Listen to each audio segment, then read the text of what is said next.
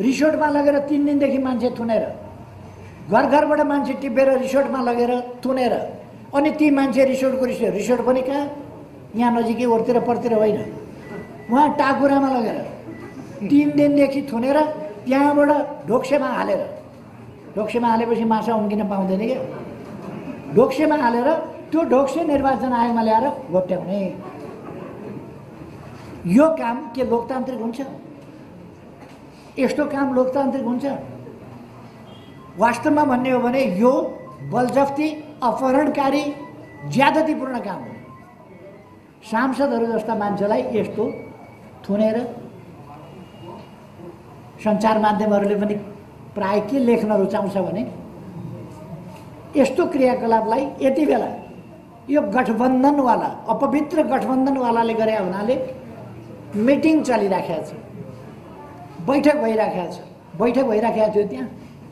बैठक भनेको एक लेभलको हुन्छ, कि सांसदको हुन्छ, कि स्थायी कमिटीको हुन्छ, कि केन्द्रीय कमिटीको हुन्छ। कुन कमिटीको बैठक भइराखेको थियो त्यो? पार्टीका साधारण सदस्यदेखि लिएर आफूलाई अध्यक्ष भनेर दर्ता गरेका मान्छेसम्म त्यहाँ छ। कस्तो बैठक हो त्यो? हिजो त दाँत टाल्न जानुभएछ, दाँत टाल्न। अनि मेरो शुभकामना छ उहाँको दाँत राम्रै टालियोस्। तर हिजो पो दाँत टाल्न जानुभयो त। अब केही मान्छेलाई बाक्लो दाल खान मन लाग्यो भनेर सानो हन्डी लिएर चौको बसाउन जाँदा अनि तपाईलाई दाग लाग्यो नि भन्ने, के को दाग लाग्छ? दाग लाग्ने त हन्डी बोकेर बाक्लो दाल बसाउन जानेलाई लाग्छ। माधव नेपालजीले बृहत कम्युनिस्ट आन्दोलन बनाउने, बृहत कम्युनिस्ट आन्दोलन, घर जलाउने अनि खरानी बेच्न हिँड्ने, अनि भन्ने सहर बसाउँछु, खरानी बेचेर सहर बसाउँछु। यी फाल्तु कुरा। मलाई नयाँ पार्टी दर्ता गर्न दिनुहोस् न, त्यसपछि एकता गरौँ। यो एकताको कुरा हो। पार्टी फुटाउने, नयाँ पार्टी दर्ता गर्ने अनि एकता गर्ने, यो कुनै एकताको बाटो हो? एकताको तरिका हो? माधव नेपाललाई सहज माधव नेपाललाई बनाउन पाइन्छ, बन्न पाइन्छ, सङ्ख्या पुर्याए गर्न पाइन्छ। तर एउटा मान्छे हेरेर मान्छेलाई सजिलो पार्नका लागि कानुन निर्माण गर्दै जाने, देश जोगाउनका लागि अध्यादेश। यो अध्यादेश नआएको भए देश के हुन्थ्यो त? के हुन्थ्यो देश? एमाले फुटाउन नपाएको भए देश के हुन्थ्यो त? बिलाउँथ्यो? यो बरफको डल्लो हो, यो घाममा राखे बरफको डल्लो हो, यो कर्कलाका पातको पानी हो। यो देश खत्रक्क झरेपछि कहाँ खर्छ थाहा नपाउने। के हुन्थ्यो त यो अध्यादेश देश जोगाउनका लागि भन्ने कुराको पनि त एउटा हद हुन्छ नि त, देश जोगाउनका लागि। बार्दलीको टिप्पणी पनि चर्चामा छ, अनि चर्चामा नहुनका लागि मैले गरे हो र अहिले बोलेको कुरा पनि चर्चामा हुन्छ नि त। अहिले बोले पनि चर्चामा हुन्छ, चर्चा होस् है भनेर त बोले। नेकपा एमाले राष्ट्रिय राजनीतिको मूल प्रवाह हो, मूल प्रवृत्ति हो। लोकतान्त्रिक आन्दोलनको, लोकतान्त्रिक विचारको, लोकतान्त्रिक अभ्यासको मूलधार, मूल प्रवृत्ति हो। यसको काँधमा देशमा सकारात्मक परिवर्तन ल्याउने, सङ्क्रमणलाई उपयुक्त ढङ्गले अगाडि बढाउने, प्राप्त उपलब्धिको रक्षा गर्ने, प्राप्त उपलब्धिहरूलाई सुदृढ गर्दै देशलाई अगाडि बढाउने र समृद्ध नेपाल, सुखी नेपाली बनाउने अभिभारा यसको काँधमा छ। यति महान अभिभाराहरू बोकेर हिँडेको पार्टी एकछिन अल्मल्याउने, एकछिन चटके कुरा गरेर देशको परिवर्तन हुँदैन भन्ने कुरा जान्दछ र यथार्थ तर्कहरू, तथ्यहरू अवलम्बन गर्नुपर्ने आवश्यकता ठान्दछ, त्यसमा अमल पनि गर्छ। त्यसकारण म त्यसै गरी तर्कका लागि तर्क, वितर्कका लागि वितर्क वा समयानुकूल होइन, वस्तुपरक तथ्यहरू त्यहाँहरूका अगाडि प्रस्तुत गर्न चाहन्छु। म प्रधानमन्त्री हुँदा पनि अध्यादेश आएको थियो। 12 बजे राति चलिरहेको अधिवेशन अचानक अन्त्य गर्ने, 1 हप्ता पछिसम्मका र महिनौँ दिन पछिसम्मका प्रतिबद्धताहरू एकछिन अगाडि गर्दै गर्ने, केही मिनट पछाडि अचानक अन्त्य गर्ने धोकापूर्ण ढङ्गले र 12 बजे अन्त्य गर्ने र भोलिपल्ट बिहानै अध्यादेश जारी गर्ने मेरो नेतृत्वको समयमा मेरो सरकारले गरेको थिएन। त्यो हामीले एउटा लोकतान्त्रिक अभ्यास संविधानको मर्म अनुसार र वास्तवमा संविधानले जे सांसदका अधिकारहरू दिएको छ त्यसलाई व्यावहारिक अर्थमा कार्यान्वयन हुन सकोस् भन्ने हिसाबले हामीले अध्यादेश जारी गरेका थियौँ। विभाजन एउटा पार्टीहरूभित्र अस्वस्थताको, गुटबन्दीको चरम स्थिति र कुनै पार्टी विशेषलाई फुटाउने उद्देश्यका साथ त्यो गरिएको थिएन। त्यति बेला कुनै पार्टीभित्र त्यस्तो भयानक गुटबन्दीको स्थिति केही पनि थिएन। कुनै पार्टी फ्लोर क्रस गर्ने आदि इत्यादि काम पनि भएका थिएन। पार्टीभित्र असाधारण असामान्य अवस्था कहीँ पनि थिएन। सामान्य विवादहरू हुँदा हुन्, तर कुनै पनि पार्टी फुट उन्मुख थिएन। त्यस्तो अवस्थामा दलहरूले के गर्ने भन्दा सङ्घीय संसदमा अथवा संसदमा ठिक छ, संसदमा 40% पुर्याएर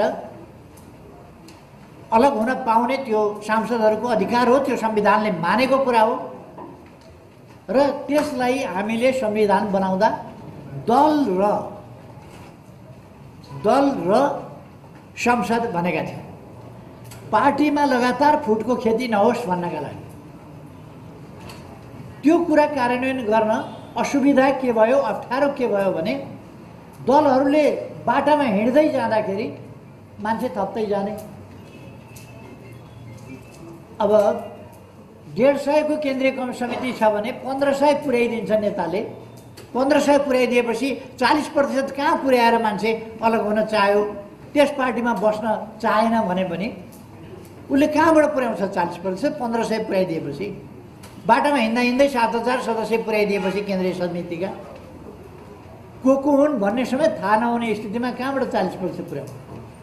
त्यसर्थ त्यसको वा भन्ने राखियो, किनभने यो पार नलाग्ने हिसाबले संविधानमा उल्लेख गर्ने तर त्यसको कार्यान्वयन हुन नसक्ने स्थिति, त्यसलाई अत्यन्त अमूर्त बनाउनु हुँदैन भनेर संविधानको कार्यान्वयन र लोकतन्त्रको मर्मअनुसार सांसदका अधिकारहरू, केही स्वतन्त्रताका अधिकार पनि हुन्छन् जो संविधानले प्रदान गरेको छ, त्यसको व्यावहारिक कार्यान्वयनका लागि अध्यादेश ल्याइएको थियो।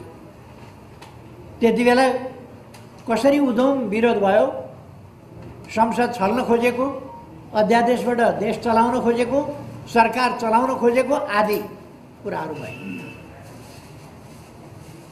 अहिले त्यस्तो स्थिति हो र 12 बजे राति अन्त्य गर्ने, भोलिपल्ट बिहानै अध्यादेश आउने।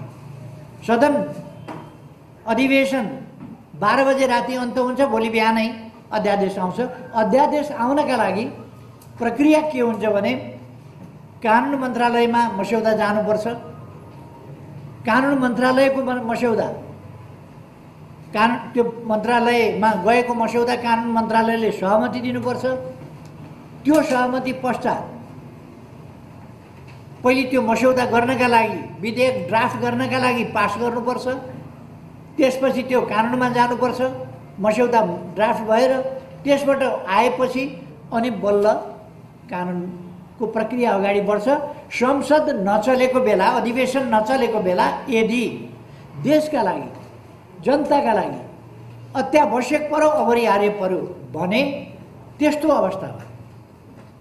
अवस्थामा अध्यादेशबाट पनि कानुन निर्माण गरेर देश अगाडि बढाउनु पर्ने हुनसक्छ। त्यसै कारण संविधानमा अध्यादेश जारी गर्ने व्यवस्था रहेको छ। अध्यादेश जारी गर्नु आफैमा असंवैधानिक चाहिँ होइन, तर अधिवेशन नचलिरहेको बेला वा सदन अन्त्य भएका बेला वा सदन विघटन भएका बेला तत्काल केही गर्नु परेमा यो देश र जनताका लागि हुनुपर्दछ, व्यक्तिका लागि होइन, एउटा समूह विशेषका लागि होइन, देश र जनताका लागि तत्काल आवश्यक परेमा त्यस्तो अवस्थामा अध्यादेश आउन सक्दछ। अहिले देश र जनताका लागि राति नै अधिवेशन अन्त्य गरेर बिहानै इमर्जेन्सी त्यस्तो के पर्यो कि अध्यादेश जारी गर्नु पर्यो? अरू केही परेन। नेकपा एमाले भित्रको अन्तर्विग्रहलाई विभाजनमा पुर्याउनका लागि तपाईहरुले सुन्नुभयो होला 35%, 30%, 25% र कि वा यी सबै कुरा तपाईहरुले सुन्नुभयो होला। अनि सोधेर तपाईको कति प्रतिशत पुग्यो, कति प्रतिशत पुग्यो, वा गरौँ कि र गरौँ, दुवैतिर पुग्छ कि पुग्दैन? पुग्छ, र राखेको छ। अलिक पछि नपुग्ने पनि खतरा छ, वा राखौँ। त्यसो भए यसरी अध्यादेश त्यति बेलासम्मको गणितमा आवश्यकता जे पर्यो, यो त के भने 10%मा पनि झर्थ्यो। धन्न किन यस्तो अलिकति अल्मलिनु भयो उहाँहरू थाहा छैन मलाई। उहाँहरूले सोझै कानुन माधव नेपालजीसँग जतिजना सांसद हुन्छ त्यति भए पुग्ने भनेर लेख्या भए सजिलो हुन्थ्यो कानुन। तर उहाँहरूले किन अल्मलिनु भयो त्यसमा चाहिँ त्यो लेख्नु भएन। जति सङ्ख्या पुग्छ त्यति, दुवैतिर पुगे र पनि हुने, दुवैतिर नपुगेर एकतिर मात्रै पुगे वा कायम रहने भनेको भए पनि हुन्थ्यो। माधव नेपालजीले पार्टी विभाजन गरिसकेपछि यो स्वतः रद्द हुने भन्ने कुरा पनि छुट्या छ। फेरि उहाँहरूले निर्णय गर्नुपर्ने छ, किन उहाँहरू थर्कमान हुनुहुन्छ आफ्नै पार्टीमा कहीँ पहिरो नजाओस्। यसर्थ पहिले गरेको अध्यादेश, जारी गरेको अध्यादेश र अहिलेको अध्यादेशका बीचमा उद्देश्यमा, मनसायमा, विधिमा, प्रक्रियामा, नियतमा, हरेक कुरामा सोधिरहनु पर्ने कुरा हो। र तपाईहरुलाई कन्ठै छ त, थाहै छ त, तपाईहरुलाई आफै थाहा छ, तर पनि तपाईहरुले सोध्नुभयो, धन्यवाद छ। मैले पनि भन्ने मौका पाएँ। अर्को सोध्नुभयो, एकजना मित्रले भन्नुभयो यो पहिलेको र अहिलेको उस्तै होइन, कोही नअल्मलिनु होला, उस्तै होइन भनेर। यति चाहिँ उहाँले सत्य बोल्नुभयो। वाक्यांश, वाक्यको अंश चाहिँ सत्य बोल्नुभयो। पहिलेको र अहिलेको अध्यादेश उसै प्रयोजनका लागि, उस्तै प्रयोजन, उस्तै नियत, उस्तै मनसाय, उत्तिकै संवैधानिक प्रश्न होइन, कानुनी हिसाबमा उस्तै होइन, यो फरक छ। तर उहाँले साफ झुट बोल्नुभयो, देशका अगाडि बेइमानीपूर्ण कुरा गर्नुभयो कि उहाँले चाहिँ देशका लागि, यो नेकपा एमाले पार्टी फुटाउन खोजेको देशका लागि, सत्ताले यस्तो, सरकारले राजनीतिक पार्टीभित्र बदनियतका साथ हात हालेर अनुचित ढङ्गले कानुन निर्माण गरेर, अनुचित बाटोबाट कानुन निर्माण गरेर प्रतिपक्षी पार्टी फुटाउने कार्य अनैतिक कार्य हो। यो नैतिक कार्य होइन, यो बिल्कुलै अनैतिक कार्य हो। त्यसकारण यस्तो अनैतिक कार्य चाहिँ उचित हुन्छ कहीँ? यो उचित होइन। अब मैले योभन्दा बढी यसमा व्याख्या गरिरहनु पर्ला जस्तो लाग्दैन। अब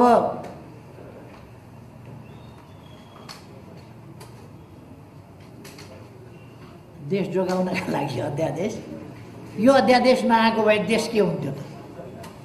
के हुन्थ्यो देश? एमाले फुटाउन नपाएको भए देश के हुन्थ्यो त?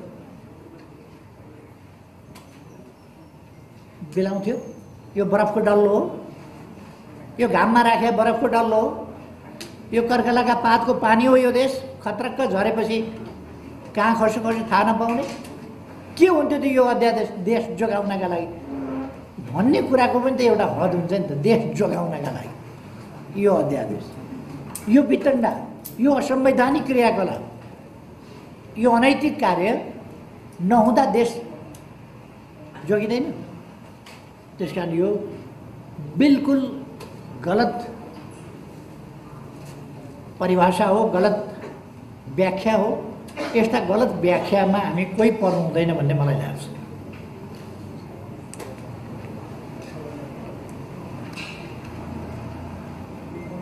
बार्दलीको टिप्पणी पनि चर्चामा छ भन्नु, अनि चर्चामा नहुनका लागि मैले गरे हो र अहिले बोलेको कुरा पनि चर्चा हुन्छ नि।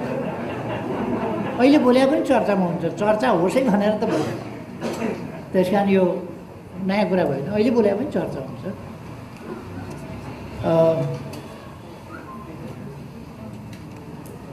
तपाईहरू विचार गर्न सक्नुहुन्छ, देश पार्लियामेन्ट अशक्त भयो, पार्लियामेन्ट चल्न सकेन। तपाईहरू भन्नुहोस् त, पुष 5 गते यता पार्लियामेन्ट चल्या छ, पार्लियामेन्टले केही माखो मारेको छ, केही गर्न सकेको छ? देशको समय पुषदेखि अहिलेसम्म अब लगभग 9 महिना भयो। लगभग 9 महिना देशको अमूल्य समय। आजको विश्व अत्यन्त तीव्र रफ्तारका साथ विकासको काममा अगाडि बढिराखेको छ, त्यस मार्गमा अगाडि बढिराखेको छ। त्यस्तो बेला हाम्रो देशको 9 महिनाको समय कमसेकम पार्लियामेन्ट काम गर्न पाएको छैन, सरकार काम गर्न, हिजो सरकारलाई काम गर्न दिएन, काम गर्न पाएन धेरै। अहिलेको सरकार कामै गर्दैन, नकाम मात्रै गर्छ, भत्काउने काम गर्छ, बिगार्ने काम गर्छ, स्थिति बिगार्ने काम। विकास निर्माणका कुरा अहिले बजेट रोकिएको छ। दीर्घकालीन महत्त्वका दीर्घकालीन आयोजनाहरू स्टप गर्नु, रोक्नु भनेर लिखित परिपत्र गरेर सरकारले रोकेको छ। पुनर्निर्माण प्राधिकरण जसले पुनर्निर्माणका काम गर्दै थियो, त्यो इन्जिनियरहरू, त्यो प्राविधिकहरू, उनीहरूको तनखा पारिश्रमिक रोकिएको छ, जसले गर्दा पुनर्निर्माणको काम जहाँ पुगेको थियो त्यहीँ ठप्प भएको छ। विकास निर्माणको काम ठप्प भएको छ। जुन कामहरू ठेक्का लागिसकेका थियो, अगाडि बढिसकेका थियो, त्यो मात्रै चालु छ। अब नयाँ कामहरू हुनेवाला छैन, ठेक्का लाग्नेवाला छैन। उहाँहरूले हामीले भनेका थियौँ मेलम्ची बाढी पहिरोले गर्दाखेरि त्यसको मुहान पुर्यो, तर हामी सन् 2021 भित्रमा ल्याउँछौँ र जनवरी 1 जनवरीसम्ममा, 1 जनवरीसम्ममा काठमाडौँमा पानी ओह्राल्छौँ भनेका थियौँ। उहाँहरूले वैशाखसम्ममा ओह्राल्छौँ भने, म तपाईँहरूलाई भनिदिन चाहन्छु, वैशाखसम्ममा उहाँहरूले काठमाडौँमा पानी ओह्राल्नुहुन्न, किनभने उहाँहरूले सिन्को भाँच्नु भएको छैन, त्यता फर्किएर हेर्नुभएको छैन। गफले पानी आउँदैन, कामले पानी आउने हो, उहाँहरू काम गर्नु। त्यसकारण वैशाखमा पनि काठमाडौँमा पानी आउनेवाला छैन, मेलम्चीको पानी। यसरी देशको समय बर्बाद भइरहेछ। देशको समय बर्बाद गर्नु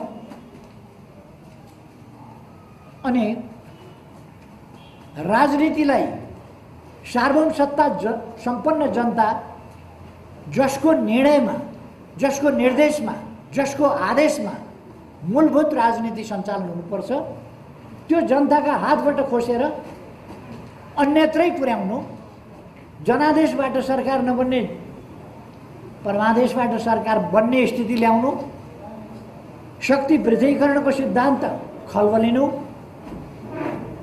सन्तुलनको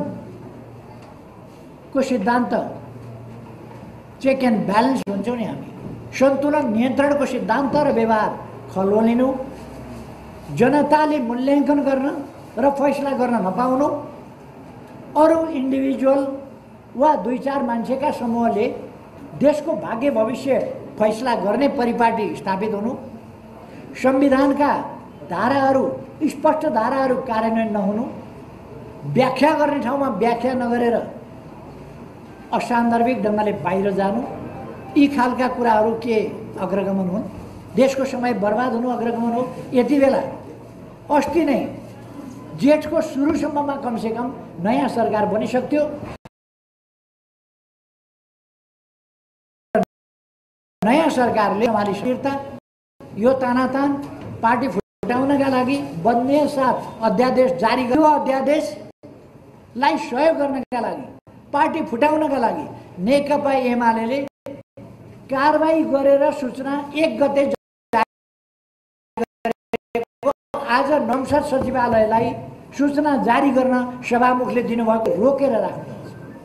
यो खालका अमर्यादित पदीय मर्यादा पदीय आचरण विपरीतका क्रियाकलाप लोकतन्त्र हुन्छ, अग्रगमन हुन्छ। यस्तो यो लोकतन्त्रको हुर्मत लिने काम, लोकतन्त्रको हुर्मत लिने काम जुन भइराखेको छ यो अत्यन्तै अनुचित, अलोकतान्त्रिक, असंवैधानिक, प्रतिगामी काम हो। र एउटा निर्वाचित सरकारलाई, जनादेशको सरकारलाई अन्य बाटाबाट, अन्य ठाउँबाट संसदमा पनि जान नदिएर विस्थापित गरेर प्रधानमन्त्रीको नियुक्ति गर्ने जुन विश्वमा कहीँ नभएको, कहिल्यै नभएको अलोकतान्त्रिक प्रक्रिया सुरु गरियो यहाँ, त्यो अग्रगमन हुनै सक्दैन, त्यो लोकतान्त्रिक हुनै सक्दैन, त्यो प्रतिगामी कदम नै हो। र शाब्दिक लडाईँ हामीले गर्न खोजेका होइन। हाम्रो भूमिका अलिकति परिवर्तित भयो। हामी सरकारबाट प्रतिपक्षमा गयौँ। यो धेरै ठुलो कुरो होइन, इतिहासका लागि होला 1.5 वर्षका लागि हामी प्रतिपक्षमा गयौँ होला, 1.5 वर्षका लागि। यो ठुलो कुरा होइन। अथवा हामी फेरि चुनाव हारेर 5 वर्ष फेरि प्रतिपक्षमा बसौँला, देशका लागि यो ठुलो कुरा होइन।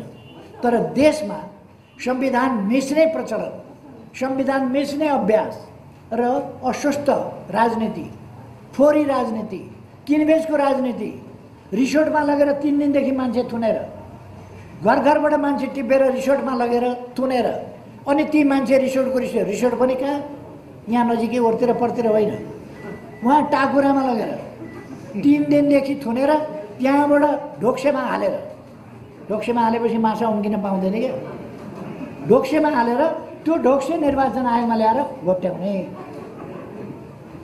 यो काम के लोकतान्त्रिक हुन्छ? यस्तो काम लोकतान्त्रिक हुन्छ? वास्तवमा भन्ने हो भने यो बलजफ्ती, अपहरणकारी, ज्यादतीपूर्ण काम हो। सांसदहरू जस्ता मान्छेलाई यस्तो थुनेर सञ्चार माध्यमहरूले पनि प्राय के लेख्न रुचाउँछ भने यस्तो क्रियाकलापलाई यति बेला यो गठबन्धनवाला, अपवित्र गठबन्धनवालाले गरे हुनाले मिटिङ चलिराखेको छ, बैठक भइराखेको छ, बैठक भइराखेको थियो। त्यहाँ बैठक भनेको एक लेभलको हुन्छ, कि सांसदको हुन्छ, कि स्थायी कमिटीको हुन्छ, कि केन्द्रीय कमिटीको हुन्छ, कुन कमिटीको बैठक भइराखेको छ? त्यो पार्टीका साधारण सदस्यदेखि लिएर आफूलाई अध्यक्ष भनेर दर्ता गरेका मान्छेसम्म त्यहाँ छ। कस्तो बैठक हो त्यो? साधारण सदस्यदेखि लिएर त्यो तहका मान्छे पनि भएको बैठक हुन्छ? कुनै बैठक होइन। त्यो मान्छे घेराबन्दी गरियो, घर घरबाट तानियो, लगियो, बाध्य बनाइयो, उहाँहरूले कुटपिट गर्नुभयो, चुटपिट गर्नुभयो, भोकै थुन्नुभयो भन्ने न, फकाउनु परेको छ। त्यस कारण फकाइकन लगेर मिठा गुलिया वचनै बोलेर फकाइकन मिठै खाना दिएर राम्रै बिस्तारामा सुतेर, तर सुनकै पिञ्जडा भए पनि यदि पिञ्जडामा हालियो भने पिञ्जडै हो। त्यसरी मान्छे घर घरबाट तानेर लगेर त्यहाँ थुनिएको कुरा त्यो थुनिएकै हो, चाहे सुनकै पिञ्जडामा थुनिया होस्, चाहे भव्य रिसोर्टमा होस्, चाहे 5 स्टार 7 स्टार जेसुकैमा होस्, थुनिएकै हो। यस्ता खालका कामहरू भएका छन्। यता अहिले हामीले 14 जनामाथि कारबाही गऱ्यौँ, पार्टी नफुटोस् भनेर। पार्टी नफुटोस्, 14 जनामाथि हामीले कारबाही गऱ्यौँ भने कुनै प्रतिशत नै पुग्दैन त्यहाँ। त्यो प्रतिशत नपुगेपछि पार्टी फुट्दैन। पार्टी नफुटोस् भन्नका लागि हामीले कारबाही गऱ्यौँ। अनि त्यसलाई देखा नदेखै गर्ने, गोप्य राख्ने लेखराज भट्टजीहरू, टोपबहादुर रायमाझीजीहरू, उहाँहरूलाई प्रचण्डले निष्कासन गर्दा त्यो कुनै सेन्ट्रल कमिटी बसेको होइन, सेन्ट्रल कमिटीले निर्णय गरे होइन। प्रचण्डको आदेशमा उहाँले ढोकाबाट समातेर पत्र ल्याएर पढिबाची गरेर हतार हतार सुनाउनु भयो, हतार हतार टाँस्नु भयो, हतार हतार कार्यान्वयन गर्नुभयो। त्यो निष्कासन नेकपा एमाले देशको प्रमुख पार्टीले गरेको कारबाही 9 दिनसम्म उहाँ हिजो त दाँत टाल्न जानुभएछ। दाँत टाल्न। अनि मेरो शुभकामना छ उहाँको दाँत राम्रै टालियोस्। तर हिजो पो दाँत टाल्न जानुभयो त 8औं दिन। 7औं दिनसम्म के गर्नुभयो? हिजो 8औं दिन निर्वाचन आयोगलाई उहाँले गोल मटोल पत्र लेख्न निर्देशन गर्न सक्नुहुन्छ टालेका दाँतले भने सदर गर्न सक्नुहुन्न, त्यो सूचना जारी गर्न सक्नुहुन्न। उहाँले पत्र पठाउनु भयो विचाराधीन रहेको भनेर। उहाँ विचाराधीन राख्ने, उहाँसँग त्यो अथोरिटी संविधानले कानुनले उहाँलाई विचार गर्ने, उहाँलाई फैसला गर्ने अथोरिटी दिँदैन। पार्टीले कारबाही गर्ने नगर्ने पार्टीको कुरा हो। उहाँले त्यो जानकारी पाएपछि सूचना संसद छ भने सुनाउने, संसद छैन भने सूचना पार्टीमा टाँस्ने। सूचना पार्टीमा टाँस्न सचिवालयलाई रोक किन लगाउनु भयो उहाँले भनेपछि सम्माननीय सभामुखजी साझा व्यक्तित्व हुनुपर्ने, निष्पक्ष व्यक्तित्व हुनुपर्ने, उहाँले निष्पक्षता कायम राख्न सक्नु भएन। उहाँ नेकपा एमाले प्रमुख प्रतिपक्षका विरुद्धको षड्यन्त्रमा सामेल हुनुहुन्छ, यो पार्टी फुटाउने षड्यन्त्रमा। यो दुःखको कुरा हो, यो धेरै गम्भीर कुरा हो र दुःखको कुरा हो। सभामुखको आसनबाट, सभामुखको जिम्मेवारीबाट, सभामुखको पदबाट निष्पक्ष रहन नसक्ने, पक्षधरता छोड्न नसक्ने, कानुनको पालना गर्न नसक्ने, आफैले स्थापित गरेको परम्परा कायम गर्न नसक्ने, मर्यादा पालना गर्न नसक्ने, मर्यादामा बस्न नसक्ने कुरो लोकतन्त्रका लागि, संसदीय प्रणालीका लागि, हाम्रो संसदको गरिमाका लागि, हाम्रो संसदको अभ्यासका लागि अत्यन्तै दुःखद कुरा हो। त्यो कुरा उहाँले गर्न पाउनुहुन्न। उहाँले विचाराधीन भन्नुभयो। उहाँ कुनै हिसाबले संविधानमा नभएको विचाराधीन कहाँबाट आयो? उहाँको सूचना टाँस गर्नुपर्ने मान्छेले विचाराधीन, निर्णय पार्टीले गरिसक्यो विचाराधीन। न्यायिक अधिकार उहाँलाई कसले दियो? उहाँ न्यायालय हो र। उहाँलाई न्यायिक अधिकार होइन सूचना टाँस्ने र निर्वाचन आयोगमा खबर पठाउने कुरा। निर्वाचन आयोग नेकपा एमाले 14 जनामाथि कारबाही गरेको थाहा छ। थाहा हुँदाहुँदै सँगै संसदमा हामीले पठाउन सँगै सूचना गर्न सँगै निर्वाचन आयोगलाई पनि पदार्थ दिएका छौँ। तर निर्वाचन आयोग सोध्छ फेरि संसदलाई के भएको? संसद त्यो सोधेपछि संसदले स्पष्ट भन्नुपर्ने 14 जना निष्कासित गरेका छ। संसद सचिवालय के भन्छ भने 1 गते निष्कासन गरिएको सूचना संसद सचिवालयमा आयो, विचाराधीन छ। त्यसकारण लिस्ट चाहिँ सबै यही हो। कारबाही गरेका व्यक्तिहरू समेतको लिस्ट, सिङ्गै लिस्ट निर्वाचन आयोगमा पठाउँछ। एमालेको लिस्ट यो। योभन्दा बेइमानी के हुन्छ? योभन्दा राजनीति खेल्न खोज्ने सभामुखले पक्षधरताका साथ राजनीतिमा हात हाल्ने र गिजोल्ने काम योभन्दा बढी के गर्ने? यो खालको कुराहरू अत्यन्त दुःखद कुरा हो। म त्यसमा दुःख व्यक्त गर्न चाहन्छु, खेद व्यक्त गर्न चाहन्छु। अब यहाँहरू आफै विचार गर्नुहोस्, देशभरिका जनताले विचार गर्न सक्नुहुन्छ अहिले भइरहेको यो अग्रगमन हो कि यो प्रतिगमन हो? यो संवैधानिक कानुनी हिसाबले लोकतान्त्रिक बाटोमा उहाँहरू चल्दै हुनुहुन्छ कि उहाँहरू भस्मासुर बाटोमा चल्दै हुनुहुन्छ? यो संविधान नमान्ने, कानुन नमान्ने, लोकतान्त्रिक मर्यादाहरूको पालना नगर्ने यही लोकतान्त्रिक बाटो हुन्छ। यो लोकतन्त्र विरोधी प्रतिगामी भस्मासुर बाटो हो। यो बाटोबाट अलग हुन म उहाँहरूलाई भन्न चाहन्छु। म निर्वाचन आयोगलाई भन्न चाहन्छु, जब 1 गते नै संसद सचिवालयमा नेकपा एमाले 14 जनामाथि कारबाही गरेको जानकारी गराएको छ भने र त्यो कुरा संसद सचिवालयले निर्वाचन आयोगलाई दिइसकेपछि 14 जना समेत राखेर निर्वाचन आयोगले गणना गर्न शनाखत गर्न मिल्दैन। निर्वाचन आयोगले अस्ति नभएका मान्छे र उपस्थित नभएका मान्छेको शनाखत भन्न मिल्दैन। शनाखत भनेको उपस्थित भएर गरिने कुरा हो, अनुपस्थितिमा शनाखत हुँदैन। एब्सेन्टी भोट नेपालले मानेको छैन। एब्सेन्टी भोट कहीँ स्वीकारेको छैन, दिने गरेको छैन। अन्तबाट दिएको कुरालाई एसएमएसका भोट र इमेलका भोट नेपालले मान्ने गरेको छैन। निर्वाचन आयोगले गैर कानुनी ढङ्गले इमेलका भोट, एसएमएस गरिएका भोट र अनधिकृत ठाउँबाट गरिएको, निर्वाचन आयोगको अड्डा नराखिएको, निर्वाचन आयोगको प्रतिनिधि नभएको ठाउँबाट गरिएको शनाखत हुन सक्दैन। त्यसकारण यी पक्षहरूमा ध्यान जानुपर्छ निर्वाचन आयोगको पनि भन्ने म चाहन्छु। सभामुखजीलाई म भन्न चाहन्छु, रोक्ने काम नगर्नुहोस्। तुरन्त हामीले गरेको कारबाही सार्वजनिक सूचना जारी गर्नुहोस्।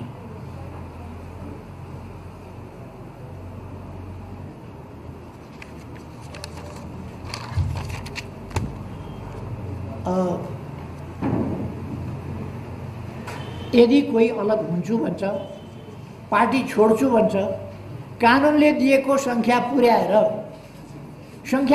अलग हुन्छु भन्छ भने पाइन्छ।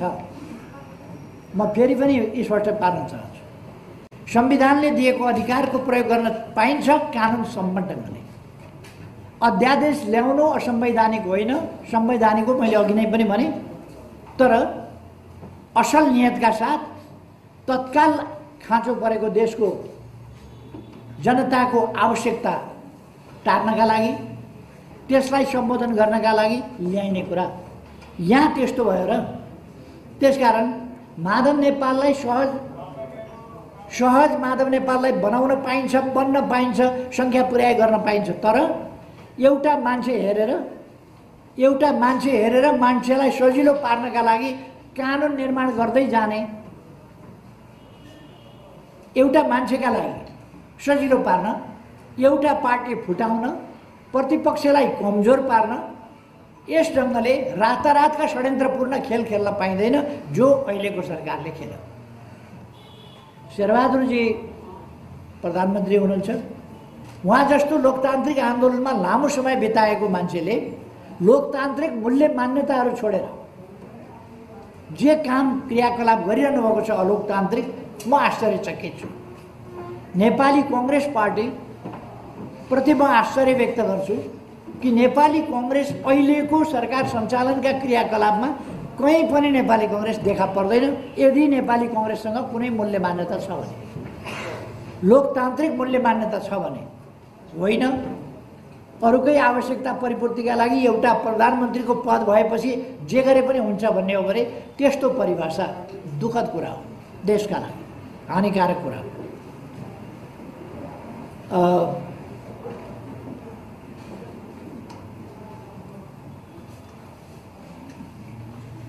एउटा गजबको प्रश्न पनि गर्नुभएको छ, पार्टीभित्र तपाईँ निर्विकल्प हुनुभएको कि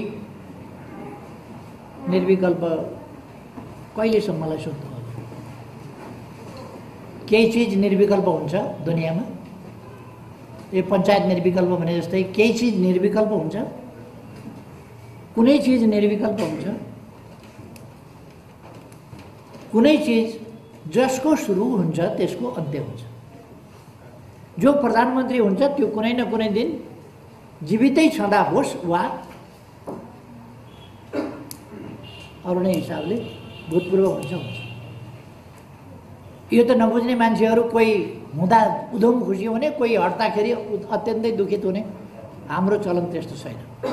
हामी दुनियाँलाई बुझ्छौँ, दार्शनिक हिसाबले बुझ्छौँ, जीवन जगतलाई बुझ्छौँ, परिवर्तनलाई बुझ्छौँ।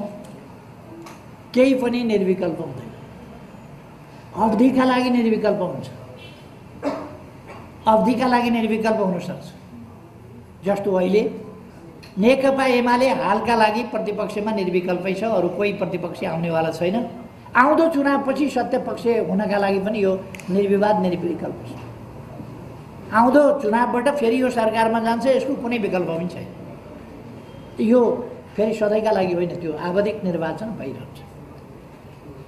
म पनि अहिले अर्को व्यवस्था नभएसम्मका लागि अध्यक्ष रहन्छु। या अर्को व्यवस्था गर्नु नपरेसम्मको लागि वा सामान्यतया भन्दा महाधिवेशनसम्मका लागि कसैले मलाई चुनौती दिइहालेको छैन, दिनुपर्ने छैन, किनभने हामी चुनौतीको खोजी गरेर दिनै पछि पार्टीभित्र लफडा गर्दैन। चुनौतीको खोजी मात्रै हाम्रो काम होइन, हामी समस्या होइनौँ। मैले अक्सर भन्ने गर्छु, हामी समस्या होइनौँ, हामी समस्याका समाधान हौँ। हामी देशमा आएका समस्यालाई, पार्टीमा आएका समस्यालाई पनि समाधान दिन्छौँ। त्यसर्थ निर्विकल्प भन्ने कुरा केही पनि हुँदैन, कोही पनि हुँदैन। र स्वाभाविक रूपमा म अनुकूल समयमा जिम्मेवारी हस्तान्तरण गर्ने कुराको पक्षमा हुन्छु, त्यसमा विश्वास गर्छु।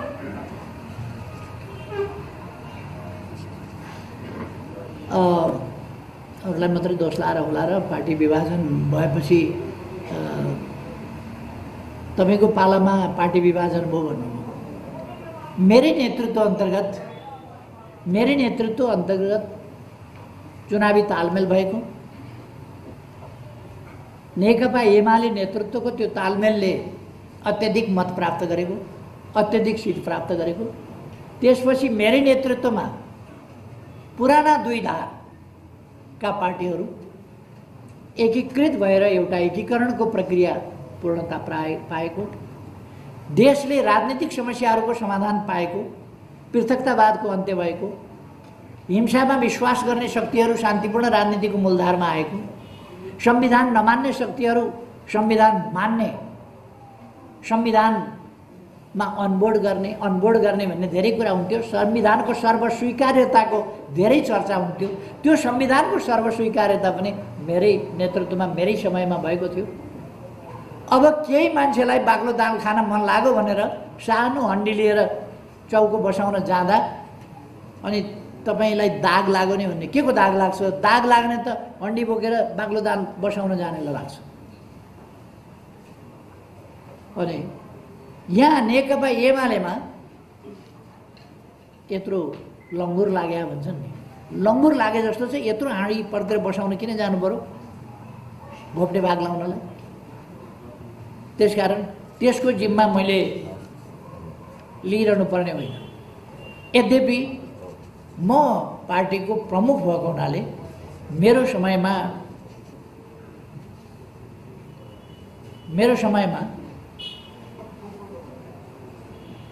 जुन ठाउँमा पार्टी पुगेको थियो मैले बचाउने कोसिस गरेँ। कोसिस गर्दा गर्दै पनि केही मानिसका मनोवृत्ति र प्रवृत्तिले गर्दा त्यसलाई बचाउन सकिएन। त्यसमा म दुखित छु।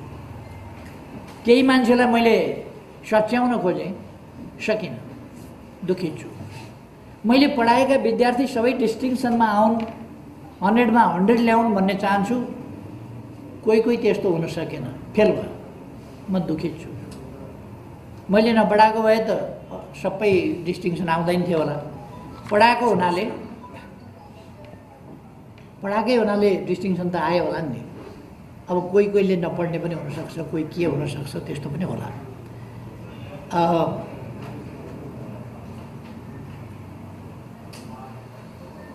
एउटा प्रश्न गर्नुभएको छ, माधव नेपालजीले बृहत कम्युनिस्ट आन्दोलन बनाउने, बृहत कम्युनिस्ट आन्दोलन, घर जलाउने अनि खरानी बेच्न हिँड्ने अनि भन्ने सहर बसाउँछु, खरानी बेचेर सहर बसाउँछु, यी फाल्तु कुरा। मलाई नयाँ पार्टी दर्ता गर्न दिनुहोस् न, त्यसपछि एकता गरौँ। यो एकताको कुरा हो। पार्टी फुटाउने, नयाँ पार्टी दर्ता गर्ने अनि एकता गर्ने, यो कुनै एकताको बाटो हो, एकताको तरिका हो? यस्ता झुट कुराहरू, यस्ता चटके कुराहरूका पछाडि नलाग्न, त्यस्ता कुराहरूमा विश्वास नगर्न म सबैलाई आग्रह गर्न चाहन्छु। बृहत कम्युनिस्ट एकता, बृहत कम्युनिस्ट एकता भनेको के हो?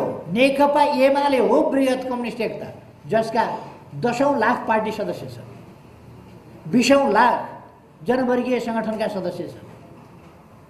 अनि कुन चाहिँ बृहत एकता हुन्छ? 1 दर्जन, 2 दर्जन, 3 दर्जन मान्छे भएका समूहहरू जोडेर 100 जना पुग्ला, बृहत भयो। 10 लाख सदस्य भएको नेपाल व्यापी मात्रै होइन, जहाँ नेपाली पुगेका छन् त्यहाँ एमाले पुगेका छ। नेपाली व्यापी पार्टी छोडेर त्यसबाट चोइटिएर अनि अरू कता कति टुक्रा टुक्री भेला गरेर बृहत बनाउने अरे। अनि तपाईँहरूलाई पत्यार लाग्यो? भाइ बहिनीहरूले सोझै हुनुहुन्छ, सोध्नुहुन्छ यस्तो कुरा।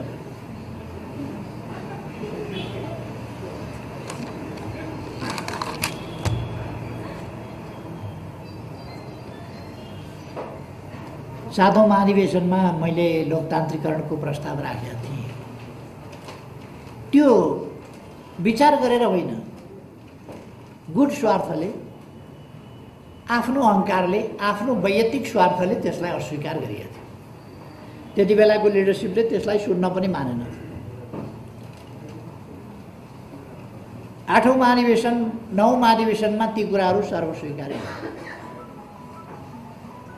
अहिलेको विधान संशोधनमा बहुपदीय प्रणाली, एउटा बहुपदीय प्रणाली मात्रै होइन, पार्टी जीवनको लोकतान्त्रिकरणको प्रस्ताव मैले गरेको थिएँ। पार्टी जीवनको लोकतान्त्रिकरण र अबको अवस्थामा एउटा महासचिव सर्वेसर्वा भएर पार्टीलाई स्मुथली सहज ढङ्गले अगाडि बढाउन गाह्रो हुन्छ, काम सम्पादन गर्न पनि गाह्रो हुन्छ, म्यानेज गर्न पनि गाह्रो हुन्छ, व्यवस्थापन पनि गाह्रो हुन्छ। त्यसकारण अब बहुपदीय प्रणाली सहितको लोकतान्त्रिक अभ्यास पार्टीमा हुनुपर्छ भनेर मैले अगुवाई गरेको थिएँ। अहिले त्यस प्रस्तावलाई विरोध गर्नेहरूले फेरि यो चाहिँ प्रतिगामी कदम हो भन्ने प्रश्न उठाइरहेको छ। एउटा पद धेरै हुनु वा थोरै हुनु, कतिवटा सचिव बनाउनु, बहुपद भनेको कतिवटा हुन्छ? अध्यक्ष, उपाध्यक्ष, महासचिव, सचिव, कोषाध्यक्ष, यस्तै नै होला बहुपद भने। कि 10 दर्जन उपाध्यक्ष बनायो भने, 20 दर्जन महासचिव बनायो भने चाहिँ लोकतान्त्रिक हुने हो र? यस्तो व्याख्या सोच्नु हुँदैन, यस्तो धारणा राख्नु हुँदैन। हामीले लोकतान्त्रिक अभ्यासलाई छोडेका छैनौँ, छोड्दैनौँ। हामी नै लोकतन्त्रका हरेक क्षेत्रमा, विचारमा, समाजमा, राजनीतिक दलमा, दलहरूमा, निर्वाचनमा अथवा समग्र सामाजिक जीवन पद्धतिको रूपमा लोकतन्त्रलाई स्थापित र विकसित गर्न अभ्यासबाट अगाडि बढाउन चाहन्छौँ। त्यसर्थ हामीले लोकतन्त्र या लोकतान्त्रिकरण वा लोकतान्त्रिक पद्धति छोड्छौँ भन्ने कुरा यो कुप्रचार हो। त्यसकारण यो अहिले खुम्च्याएको पनि छैन, खुम्च्याउँदा पनि खुम्च्याइँदैन। लोकतन्त्र खुम्चिने विषय पनि होइन। अब जहाँसम्म कति चाहिँ सोझै हलबाट छानिनुपर्छ भन्दा अहिले पनि पार्टीभित्र लोकतन्त्रकै चर्चा गर्ने थुप्रै साथीहरू हुनुहुन्छ जसले अध्यक्ष लगायत, प्रमुख नेता लगायत सबै केन्द्रीय कमिटी छानेर त्यहाँबाट छानिनुपर्छ भन्ने। तर हामी के ठान्छौँ भने प्रमुख नेता सोझै उसको पपुलारिटी पनि परीक्षित हुनुपर्छ। अर्को कुरा, यो सधैँ प्रमुख नेताका लागि खेलबाड गरिरहने, तानातान गरिरहने, जोड घटाउ गरिरहने, लुच्चाचुडी गरिरहने कुरा होइन। अहिले पनि तपाईँहरूले देख्नुभयो, मलाई अध्यक्ष चाहियो, बराबरीको अध्यक्ष चाहियो, के चाहियो भन्ने कुरा। चुनाव हारेका मान्छेले मलाई अध्यक्ष चाहियो भनेको तपाईँहरू देखिरहनु भएको छ। यस्तो खालको स्थितिमा यदि त्यही भित्रबाट केन्द्रीय सदस्यहरूभित्रबाट अध्यक्ष छान्ने खालको प्रणाली हामीले ल्यायौँ भने त्यसले के गर्छ भन्दा त्यो सधैँ त्यो अध्यक्ष फेर्ने वा प्रमुख नेता फेर्ने, अरू नेताहरू पनि फेर्न पाइने भयो भने अरू नेताहरू पनि फेर्ने, फलानु उपाध्यक्ष हटाइपाउँ, उसँग म प्रतिस्पर्धा गर्छु, मैले फेर्न पाउनुपर्छ भनेर बिचाम भन्ने, यो खालका कुराहरूको खेल भइरहन्छ। त्यसकारण त्यसले पार्टीभित्र स्थिरता, स्थायित्व हुँदैन र लोकतान्त्रिक अभ्यासका नाउँमा अलोकतान्त्रिक गुटबन्दी, अस्वस्थ प्रतिस्पर्धा जस्ता कुराहरू भइरहन्छन्। त्यसर्थ हामी त्यस कुरालाई बढावा दिँदैनौँ। यसर्थ केही निश्चित पद सोझै प्रमुख नेता सोझै छानिनुपर्छ कार्यकर्ताबाट र अरू पदहरूबाट अनुकूल ढङ्गले पार्टी सञ्चालन गर्ने हिसाबले टिम मिलाउनुपर्छ।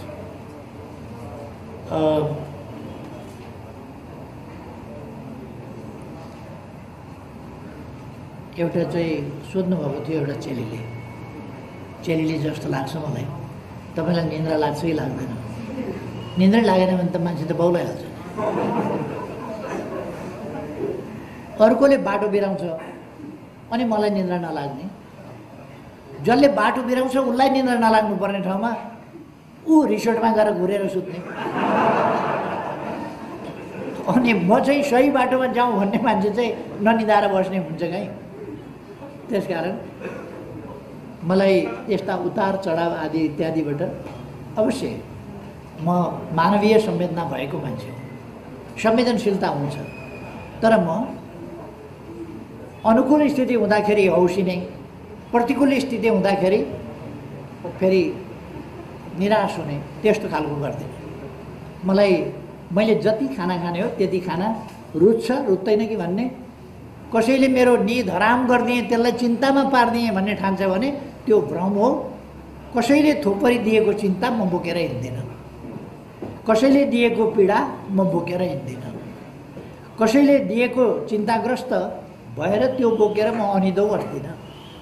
त्यसकारण मलाई निन्द्रा लाग्छ र निदाएर खाएर आरामसँगले म कामलाई अगाडि बढाउँछु।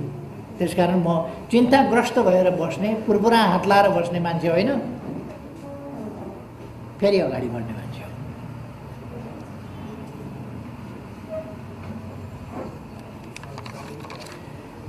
मोटामोटी